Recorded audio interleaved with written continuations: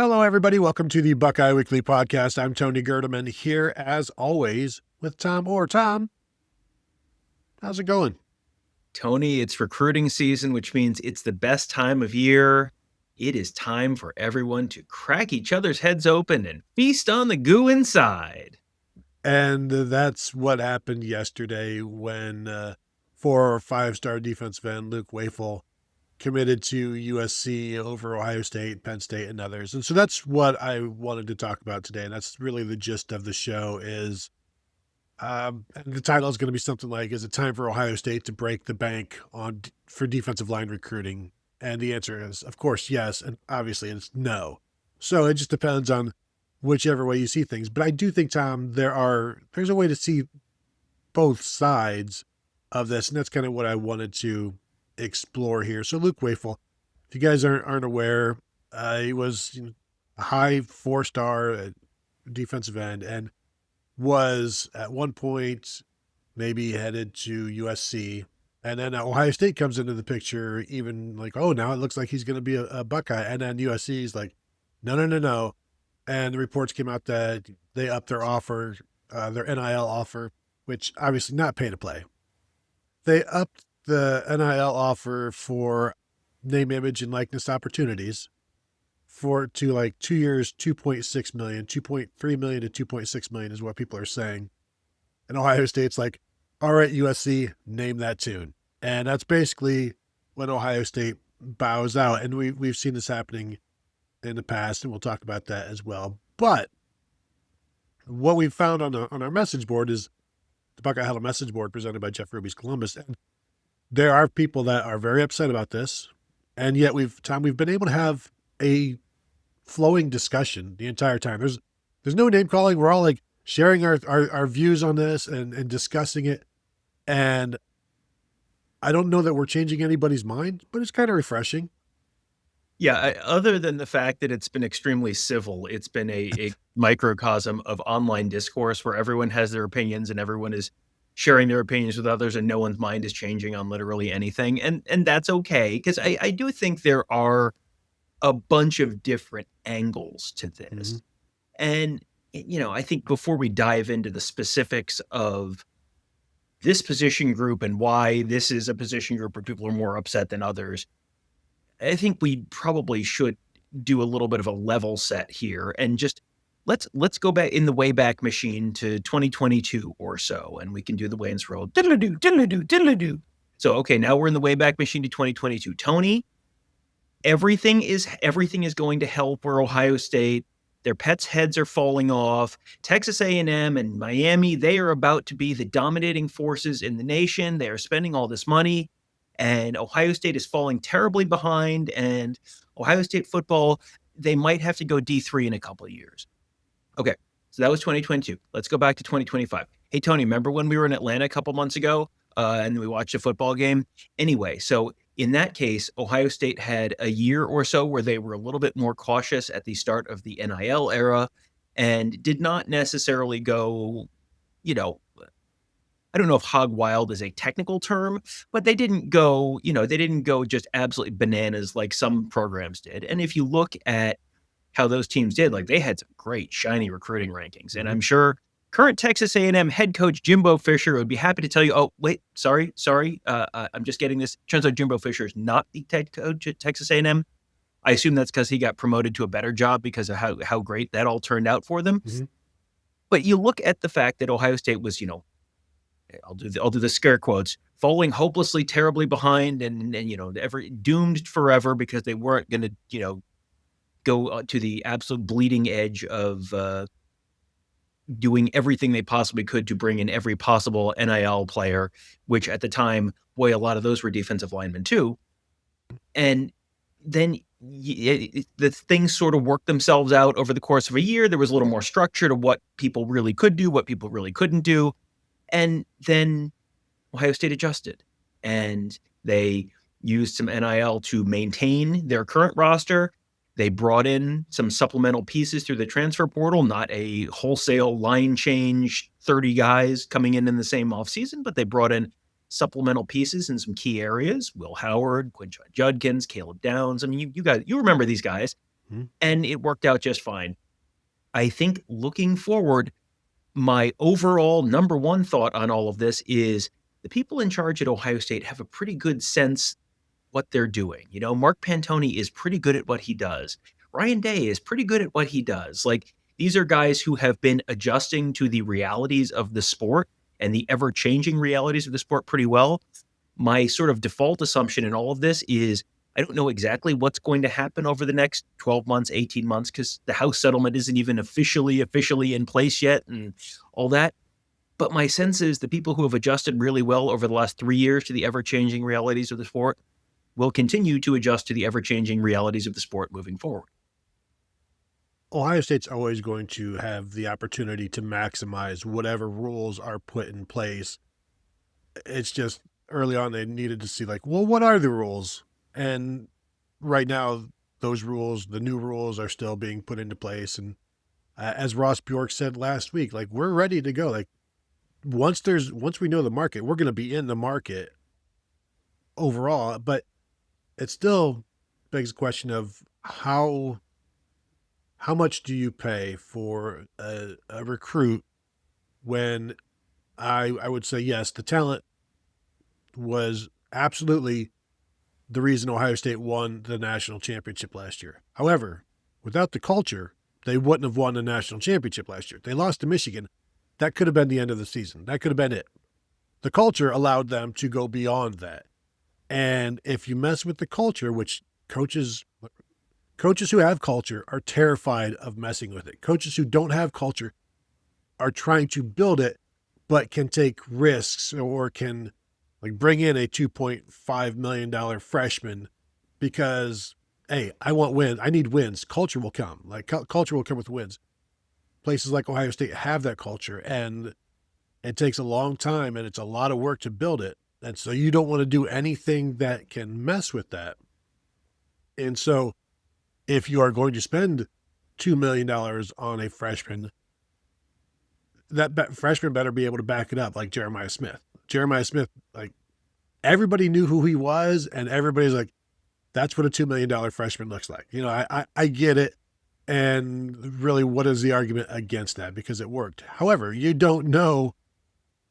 You may have known him, but I don't think anybody is saying that that Luke Wafle is going to come in and be basically what you need a junior or senior productive defensive lineman to be. And so that's where it gets into these things where you bring in a freshman who is making as much as a senior, and it's like, well, show me what you can do, and you haven't. And so now, like, there's grumbling. So that is always going to be a concern.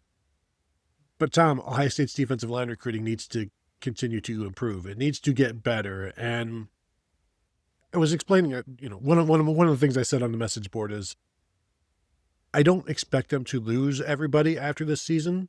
You know, obviously Edric Houston will be back, and you would hope for Ohio State's sake that Cade McDonald is back, so they've got their 2 starting defensive tackles. And of their 5 defensive ends, like, they're all 4th-year guys, but you're not expecting, you know, you would expect at least 2 or 3 of them to be back, so you kind of have a good starting 4 there, presumably, even though we don't necessarily know for sure. But the depth behind them is a concern, and how many great players do they have behind them? We don't know. But then it's like, well, you know, 25 looks okay, 26 looks okay. And if the question is 2027, then really there's time to solve that issue. There's time to address that issue. But eventually this time starts running out. And the fact that Ohio State went to the portal twice in this offseason for defensive ends, I think, is the argument that Ohio State is struggling in recruiting. But Tom, I would also say that the portal allows you to do what people, well, I'll get to this point later, but the going to the portal as much as they did and tried to do even more, I think that shows that defensive line recruiting is in a precarious or a concerning spot relative to everything else at Ohio State. Yeah, if you were going to look at the position groups and rank them in terms of the last 2021 was a elite defensive line class at Ohio State, and that was JT Tuimoloau and Jack Sawyer and Tyleik Williams and Ty Hamilton. And, those Mike Hall. Yeah. Those guys, that group is the one that, really got them to the national championship last year. And in the years subsequent to that, it's been, somewhere between good and pretty good, but it hasn't been elite over that. And, that's one of, if not the greatest defensive line recruiting classes, maybe in college football history. So you're not going to get that every year, but they haven't come close to replicating that since then. And I think if you go back and listen to shows in previous, signing day kind of shows, you'll hear us talking about, boy, the year that they got Edric Houston, it was Edric Houston and Eric Mensah, and that was it. It was like, boy, you probably needed a deeper defensive line class that year. You just need more bodies. And they've missed on some of the kind of real high level guys. And they made up for a lot of that in this most recent class because they brought in, 5 or 6 defensive linemen, depending on how you want to categorize some of these guys.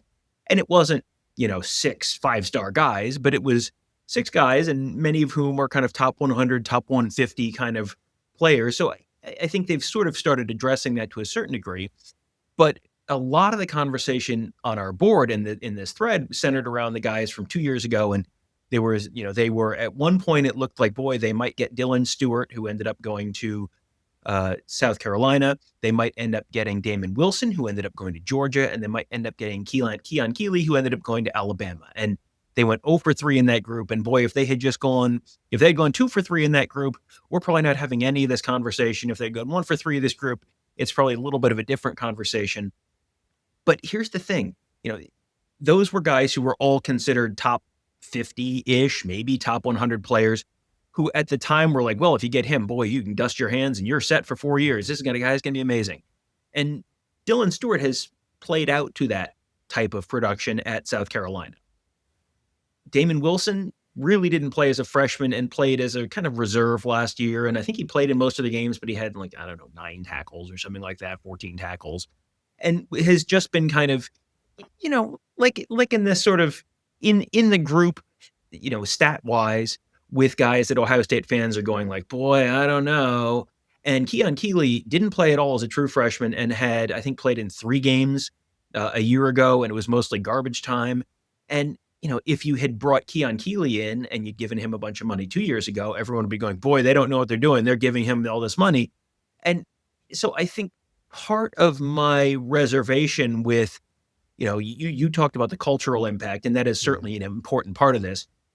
If you are going to, like you said, maybe put some of that, earned, not given kind of culture at maybe in peril to a certain degree, where you're just kind of splashing the pot and giving a lot of money to a true freshman before he's come in and done anything on the college football field, boy, you better be sure. Boy, you better be right. Because, as you said, if Jeremiah Smith gets a nice NIL deal, guess what? No one is questioning, well, why did he get it? Why didn't I? There is not another Jeremiah Smith. So everyone understands why Jeremiah Smith got what Jeremiah Smith did. Everyone understands, hey, Caleb Downs. Everyone saw Caleb Downs' freshman year at Alabama. No one was wondering, boy, I wonder why they're probably making a generous NIL package for Caleb Downs. I wonder why that might be. Everyone understands. If you have someone who comes in and has the generous NIL package and then doesn't do anything with it, has 3 tackles through 2 years, boy, then you get some grumbling. Then you get some complaining. So I think if you want to tell me that, top 5 players nationally, you want to make that kind of, that kind of offer because you have this guy who is a consensus top 5-star elite, top, best of the best defensive tackle, and you really want to make sure that that guy ends up there, that's fine. I think we can have that conversation. I get a little more leery when it's like, yeah, this guy's pretty good. It's a little like baseball free agency where my beloved New York Mets, Tony, splashed the pot more than a little, but that was for Juan Soto, who you look at his career comps, and it's like Ted Williams is at the top of the list. Like, yeah, man, if you can get new Ted Williams on your team, you should spend the money and do that. I have also, as a Mets fan, seen some free agencies, believe it or not go so well over the years. it's when you spend a bunch of money on Jason Bay and it's like, oh, well, he's okay. He's good. He's better than better than we think maybe what we have right now. And you spend a bunch of money there. That's the stuff, those mid-level ones, those are the ones that really come back to bite you. And so if you can get the elite guy, yeah, great, absolutely do it. They brought in Edric Houston a year ago, and Edric Houston, as a true freshman, went from defensive end who was, certainly in the rotation, somebody to keep an eye on, to guy who was getting like material, meaningful reps at 3-tech in the college football playoff. If you have a guy who you're bringing in who's talented enough like that, yeah, absolutely. Like that's the kind of guy you want to go after. And I think they have shown that they're willing to do that for the right guy, but not everyone is the right guy. And just because you have something on your shopping list, if you're in the produce section, it's like, well, I got bananas on my shopping list. It's like, yeah, these are all kind of, these don't look great. These are either too green or too brown or whatever. And they're just, they don't, maybe you don't need to buy bananas. Maybe you go to the transfer portal store and you find your bananas there.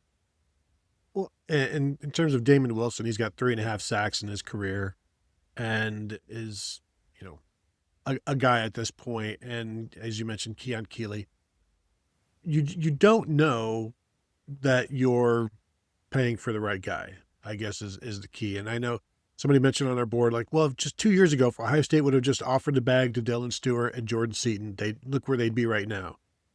It's like, yeah, but that could have just as easily been a year or two earlier. It could have been Zach Rice and Keon Keeley. And now where are you? You don't know. And just so people know, Zach Rice he was a 5-star number 2 offensive tackle in the nation, has already transferred out. North Carolina. Keon Keeley, as you mentioned, top 5, 5-star, top 10 player, whatever, not yet done anything at Alabama. Those could have been the bag getters. And would things be different for them at Ohio State? Maybe. But we can't be living in maybe, so that if you're throwing bags, you need to be living in the sure things. If you're an Ohio State who they got a lot of money, but they, as Patrick Ewing once said, yeah, we make a lot, but we spend a lot too. So like Ohio State has to retain their talent. And that is a very key thing. And so that's where a lot of the money goes. But the funny thing is, the best way to recruit via hindsight is in the transfer portal. But everybody else is doing it as well. And the hindsight, Tom, this is something I shared on the message board. You may have seen it, you may have not. I'll just throw this. So there's this video game, NBA 2K25, right? And it allows you to run a franchise, but you can begin your franchise in 1983. And it imports every draft class, right? So who the hits are. I can get this guy and this guy, and you can plan ahead for it. And so I've won so many championships, Tom, just simming this thing because I know who to draft. And that's what people want. Like you see Dylan Stewart, who had a breakout first half of the season, didn't do much in the second half of the season. But it's like, man, if they would just had that guy, it's like, well, maybe in a year or two, maybe in a year, but you just never know. And the number of examples of at Ohio State, Orlando Pace and Jeremiah Smith, beyond that, in terms of high school recruits, that's 2 out of 10,000 or whatever. So I don't think you can use those guys as examples of throw the bag. And Orlando Pace did not take 1 red cent to go to Ohio State. All right. I want that to be clear. But the idea that the money that you're giving goes exactly to the person who's going to lead you to a national championship or whatever, there's no history of that. There's no proof that you're going to get this correct. There's more proof that you're going to get it wrong. And if you get it wrong, that not just impacts the culture, the locker room, it impacts the money that you could have given to somebody else, because there is only so much money. Yeah, there is only so much money. And right now it's going to be $14 million for football out of the house settlement money. And then you're going to have the supplemental NIL money. But the supplemental NIL money, this is all a little bit uncertain because you've got to go through, I think it's is it PricewaterhouseCoopers or Deloitte? One of those, Deloitte. Deloitte. One of the accounting firm, they have to approve these new NIL deals. And this is part of the new House settlement. And, there was a thing that came out that said like 70% of collective NIL deals would not have been approved. So, how much can you really make on all that stuff? I have, when you have the programs that are pretty clearly splashing the pot right now, a lot of that stuff, there was, I think it was Dennis Dodd. There was someone Stu Mandel, I think, had a tweet on Friday who was talking about, some FOIA documents that had come out from Missouri's NIL collective, and they were really front loading a lot of these deals. Like, the typical monthly spend there was $1 million or something like that. And then in June 2025, it was like $10 million because they were getting, sort of right before the sheriff rides into town, you're throwing as much money as you possibly can at these guys. And, you're sort of getting them locked in and all that kind of stuff and making sure they're taken care of right before the sheriff rides into town. That tells me that there's at least a legitimate, I know everyone has their theories on, everyone's a law talking guy now, and everyone wants to tell you, here's exactly what's going to happen with this. And I don't think anyone actually really knows, but the schools and the collectives are certainly acting right now as if they think that this is going to be a legitimate thing and there is going to be legitimate enforcement here. We'll see how that plays out, but it may, how much can USC really give to people in a year? Will they be able to follow through on all these offers, or are some of those maybe not going to go through? I think Ohio State is being a little bit more cautious with this, just as they were a little bit more cautious with things 3 years ago when you were sort of in that same boat where it's all new and it's all a little uncertain. And that's probably, it worked out well for them the last time where they didn't get too far out over their skis and you sort of maintain the culture and all that kind of stuff. And now they have a nice shiny trophy in the Woody Hayes lobby to show for that. I get the sense that that's probably how they're going to try and handle things here. And you have the uncertainty with with that whole enforcement piece. The other thing that's a little bit uncertain right now is the transfer portal. The way they brought, they solved some of their issues before by bringing in guys to the transfer portal. Now there's going to be, the one of the clauses in this is that your buyout from your NIL deal or your buyout with your school, your old school, if you go in the transfer portal, is going to count against your new school's house cap, your $14 million there. So that's probably going to limit to a certain degree how much you can pull guys from, another major program.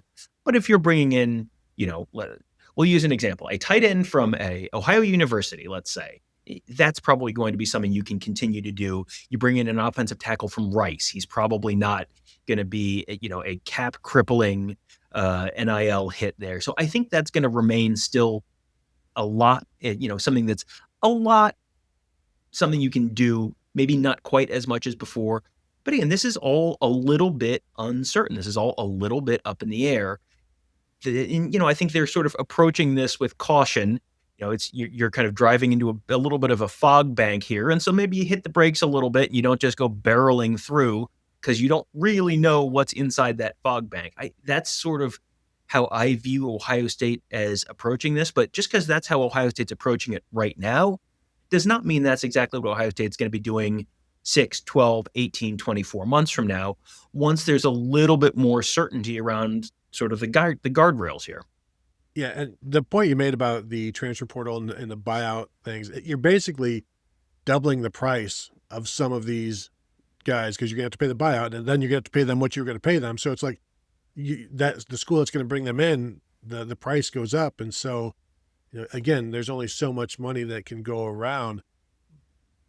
But the idea that I see some of the Ohio State fans in the message board world and on Twitter, like this always happens to Ohio State with the defensive line. And it doesn't just always happen to Ohio State. It happens to everybody. It's just you only pay attention really to Ohio State, and it's not the same school doing it every single time. It's South Carolina, or it's Oregon, or it's USC. Like, it's Tom. You remember the old that internet card trick meme where you've got 5 face cards, and they're like, pay attention to, focus on one of these face cards, and we'll flip all of these cards, and when when we flip them back over, your card will be gone. And so, you got like a queen of clubs and a jack of diamonds and a king of hearts and a queen of hearts or whatever. You got 5 and you're focused on your jack of clubs, and the cards flip over. And then when they flip back over, it's like, my card is gone. That's amazing. How did you do that? And it's like, they changed all 5 cards, but you're only focused on yours. Like you missed all of the other stuff going on. And that's kind of when you have the focus on one school, you miss out on the fact that, a lot of people missed out on Keon Keeley at the end. A lot of people missed out on Dylan Stewart. A lot of people missed out on Damon Wilson, Luke Wafle, like year after year. But Ohio State did land Edric Houston. They fought that one. They won that one. So it's not like Ohio State just backs out. But it's just, this is defensive end and defensive line and defensive tackle. The defensive line is a premium position.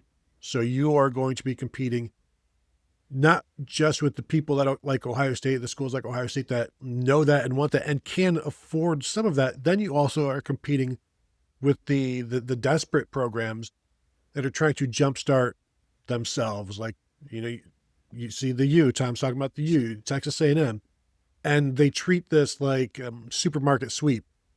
But Tom, what people don't know about supermarket sweep is when the game is over, the show is over, you got to take all that crap and put it in your trunk. Like you got to drive that home, or you got to fly home. And you know what? You can't fit all of that in your overhead. You can't fit all of that in your trunk. And even if you live local, good luck getting a U-Haul. So you leave much of that behind. You can't take it all with you, basically, is what I'm trying to say. And we saw that with Texas A&M. People transferred out. When you're dealing with stuff like this, and players who are as focused on the money, and go get your money, because in 2 years you can go get your football. It's like Ohio State will have another opportunity at Luke Wafle, I believe, down the road, or later this month, or whatever. But although if they're signing deals right now out of high school, then that tells me that if you don't end up playing for that school, you're going to owe a whole lot of money. And so I would wait for those 2 years to go up, and then he'll be back out on the market if he wants. But this isn't just an Ohio State thing. This is a college football thing. And the best news for Ohio State fans is they are not in a position where they have to be one of those desperate schools. They can do what they've done, which has worked out well. It has always worked out well. What Ohio State has done over the last century has worked what time out. Is it now? Yeah, worked out better than anybody else. And so I would say have faith, but also the defensive line recruiting needs to get better. But I think they're going to be fine, because they've always been fine and beyond fine. It's just, you've got to be careful with how you're going to, as you say, Tom, splash the pot, because they value the culture so much. They value the culture more than getting a Dylan Stewart or a Damon Wilson. Well, and the fact that that defensive line depth and recruiting is a little bit of a concern right now, I don't want to spoil the surprise, but Ryan Day has talked pretty openly about that. So Ryan Day is also aware of that. Mark Pantoni is also aware of that. Like, this is not some secret that, only you have discovered that, hey, boy, they need some help. Yeah, they know. They're at practice. They understand. They have talked about it. They know what their board looks like. And they have, as I said, they have shown the ability to adapt in the past. So I have no reason to think that they won't adapt under this current circumstance. So I think, they deserve the benefit of the doubt there. And as you said, Ohio State has been probably the single most consistently great program in the nation over the last century. There are a lot of built-in inherent advantages at Ohio State that, whether it was, the NIL era, whether it was the pre-NIL era, whether it was the crazy days, of the wide open wild days of the 1980s in the Southwest Conference, whether it was the pre-integration days. Ohio State has won national championships in pretty much all of these eras, and they have just consistently been able to do it. They're the only team to win a BCS national championship, a 4-team playoff national championship, and now a 12-team playoff national championship. And it has not just been Nick Saban was there and is the greatest coach of all time, and therefore they won with this guy. They have won their last 4 national championships have been with 4 different coaches under 4 different, playoff systems, postseason systems. Ohio State is Ohio State. Ohio State is not going to stop being Ohio State because of one defensive player going to a different school. I think Ohio State fans need to have a little bit of patience right now. As much as great as Ohio State has been, Ohio State is not a team that wins 5 national championships in 10 years. I mean, maybe that will happen at some point. It has not happened yet. They have not been that kind of team. Ohio State is a team that, on average, in the last 30 years, has won about 1 national championship every decade. Before that, they went 34 years without winning one, but they came real close a bunch of times. So you are currently sort of coasting right now. You are still in the afterglow of the last national championship. That should get you through a year or two. You've got to sort of have some realistic expectations here. They are certainly in a better position now to potentially win another national championship in the next 5 to 10 years than they would be normally, because now they're going to go into the playoff every year pretty much with a chance to play for the national championship. They should be in at least 8 out of the next 10 years, let's say, under whatever the format is. Once you're in, all you got to do is win. And so you figure they're going to be good for another national championship in the next 5 to 10 years. But that's 5 to 10 years. Like, it's not, there is nothing guaranteed about this year. Maybe they'll repeat. It's possible.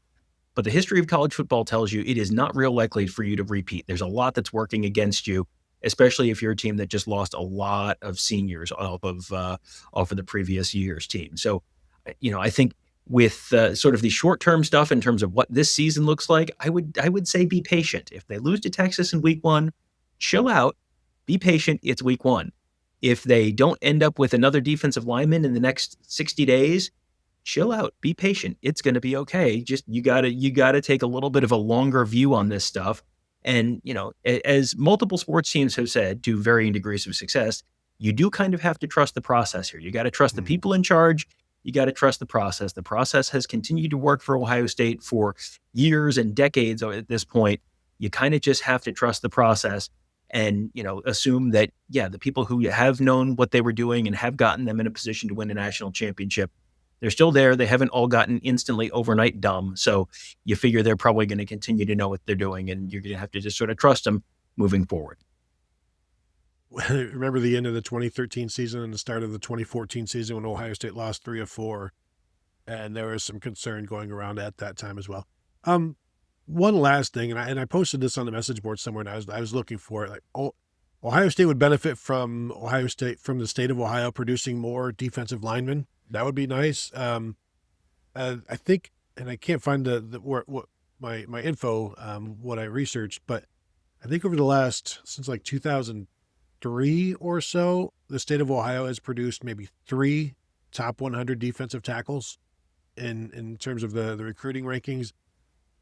And that ain't good enough. And so, and I think one of them was John Simon, who played more defensive end than defensive tackle at Ohio State. So that would also help things. And the state of Ohio, I think, is growing and getting better in terms of producing more players, and different areas are growing, even though like Cleveland is kind of like, Columbus is getting bigger and producing more. So that will help as well. But Ohio State will start paying more because they'll have more money, and as I wrote about it earlier this week, and I said Ohio State's basically getting ready to weaponize their NIL stuff because they've created basically a marketing arm to go and sell for their players. But it's for the players, and how much of it is for the recruits, that's still up in the air. But if you make it to Ohio State, first of all, you're going to be well compensated as a true freshman, and then what goes above and what goes beyond that is probably going to be pretty good as well. But Tom, anything else before we go? Any last moments? One last thing I will say, Tom. In terms of throwing money around and like being the highest bidder, it worked for Tennessee and Nico Iamaleava, and it worked for Florida and Jaden Rashada. Mm-hmm. Sure did. And one thing that I did want to just mention, and this is a name that I don't know how much we've talked about this name on this show before, and you're thinking, okay, which players are you going to say? I'm going to say a player. Sam Petito. That is a name that people around the program obviously know very well. I don't know how many Ohio State fans know that name. He's someone who they brought in about a year and a half ago, from Alabama. He's actually from Louisiana. but he is someone who came in as a personnel guy. The state of Ohio is not producing enough defensive tackles. Do you know where you get defensive tackles from, Tony? I call it the sweet tea belt. That is where you have you're getting about 500 calories per meal with your beverage, and you're also there's a lot of deep fried food. You got cookouts down there, you got Popeyes down there. That's how you grow defensive tackles. And Ohio State right now, historically over the history of the program, has not really brought in very many guys from Louisiana, Mississippi, Alabama. I mean, I used to do those, the last player from this state, and I should do that again at some point because there's been some interesting updates there. But, they had functionally never brought in a player who appeared in a game from the state of Alabama. They brought in like one guy from Mississippi in the 1980s. They would bring in the occasional guy from Louisiana where, Jonathan Wells, Nader Abdallah, but it was like every decade or so they'd bring in a guy from there. All of a sudden, they're doing a lot more recruiting down south, and they're not just doing recruiting, they're actually bringing in guys from down there. And a lot of that has coincided with, Sam Petito being there, but Alan Clark, who was the former assistant defensive line coach who's now at Texas, but when he was there, he was a good connection down there. They've got guys who have connections down there. Carlos Lachlan, he recruited Turbo Rogers when he was at Oregon, but he has connections down there. And now Turbo Rogers is coming to Ohio State. They have brought in guys. Zion Grady's from down there. They have the safety from 26. Is that Braylon Womack for 26? Bradford. Bradford. Yeah, Blaine Bradford. Yeah. From Louisiana, who's committed for 26. You've got all these guys who are coming from places where they have not traditionally had a lot of recruiting connections. All of a sudden, they're getting these guys out of there. And, that is still the heart of SEC country. And yeah, part of it is probably that Nick Saban Nick Saban doesn't work here anymore. And Brian Kelly's kind of flopping around like a fish in a boat a little bit. And, Lane Kiffin is doing well compared to how Ole Miss has historically done, but not great. And, Hugh Freeze at Auburn is still kind of trying to find his footing. So they've been able to dip into that area, but that's an intentional thing. That wasn't an accidental thing. They've got guys now on that staff who have connections there. So, this is something that, again, these are names that a lot of folks who, would consider themselves fairly avid Ohio State football fans probably wouldn't know or maybe have heard, but, you couldn't picture what Sam Petito looks like. These are moves that this didn't just happen 2 weeks ago when they went, we need more defensive tackles from down south. Like these are moves that have been made a while ago. And this has been a very strategic approach. And, I think Mark Pantoni deserves a lot of credit for that because he has a very, very good grasp in all this stuff. Ryan Day, I think, has a very, very good grasp in all this kind of stuff. Again, this is the stuff where you kind of have to look at that and go, look, these guys know what they're doing. This is sort of a process versus results conversation. Like the process here is pretty good. There's a reason for what they're doing. It's not just like, I don't know, we're going to do this case. And next time, I don't know, maybe. There is a process here. I think you just kind of have to trust the process because the process is working pretty well. They have currently the number 3 class in the country for 2026. So it's not like the wheels are falling off the wagon. They are sort of progressing. Yeah, they'd love to have another elite defensive lineman or two in this class. Absolutely. There's also a long way to go between now and December. So, maybe don't mash that panic button just yet. No. So there you go. We just wanted to talk this out. There's points on all sides, and it's a discussion that is going on right now. So we thought we'd have it here with you as well. So thank you all for tuning in. Hit that thumbs up if you're watching on YouTube. We would appreciate it. 5-star rating and review on all of your podcast platforms, more than one, if preferable. We'd always appreciate that. And of course, the best way to support us and find us is at BuckeyeHuddle.com. Sign up, join the message board, and you can be part of this conversation and many, many more. There's a bunch going on the Buckeye Huddle message board presented by Jeff Ruby's Columbus. So thank you all for tuning in. It's been good to have Tom back a little bit. And not too much. Not too much.